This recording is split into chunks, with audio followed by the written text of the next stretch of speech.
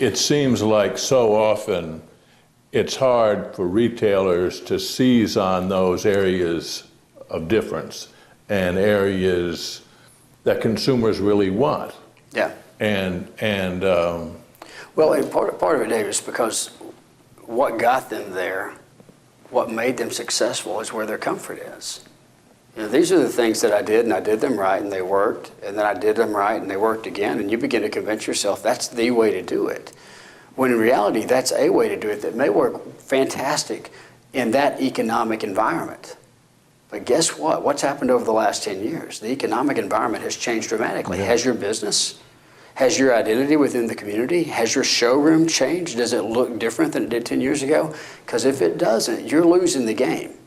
You're competing with people that are constantly updating their visuals. They're changing the flooring out because they realize that consumers often buy what's down in that independent retail store. And they're doing the things that you're refusing to do. I remember several years back, a pastor at my church was telling the story of this girl from Cambodia. And you may have heard of this back in 2007, I think it was. They found this girl in the jungle, and she basically had been raised by animals. And I forget the whole story, but I remember that her father was kind of the police chief in that community. And so he identified her by a mark on her arm. They found her 20 years later. Some hunters that were hunting were missing things, and they set a trap and they catch this girl, and they bring her out, and she's lost a lot of her language ability because she didn't need to use it. Her hair is down to her ankles, and they get her all cleaned up, and everybody is wondering, what is her story? What's her story? And if she wanted anything, what did she want? And so they began to ask her that question, and when they said, what do you want? Her answer was, I go back. Because her comfort was the jungle.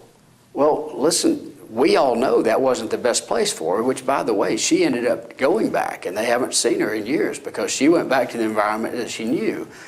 We continually do the same thing. We go back to the environment that got us there, but there ain't there anymore. Mm-hmm. This is not the same place you wanted to be, because back then, 10 years ago, your biggest competition probably wasn't your biggest competition today.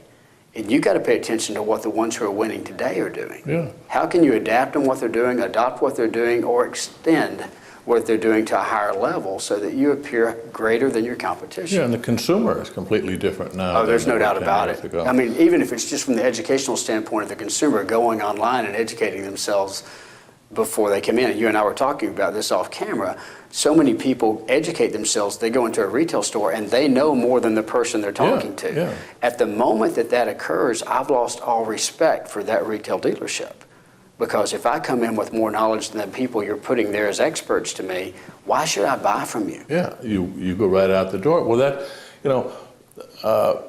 making retailers aware of the education that's out there, and I think even more important, motivating them to take advantage of it. It seems to be the real hard part. Yeah, the challenge is not, is it available? Because it is. I mean, you've got Mohawk and Shaw, who have been named in the top 100 training organizations in the world multiple times over the last few years.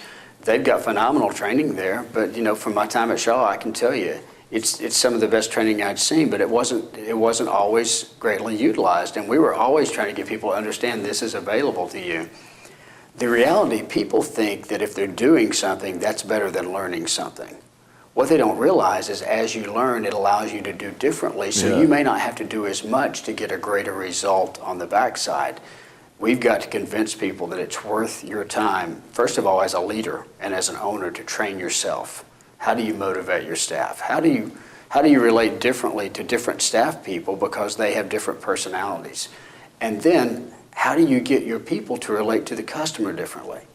Do you realize that people that are highly trained in personalities, like the disc profile, they can watch somebody park, watch them come in the door, and in their mind, they know what profile that person is just from watching them. Okay, so if it's somebody that's highly driven, that means they're not going to have a lot of time. They don't want small talk. They want to get down to business. Mm-hmm.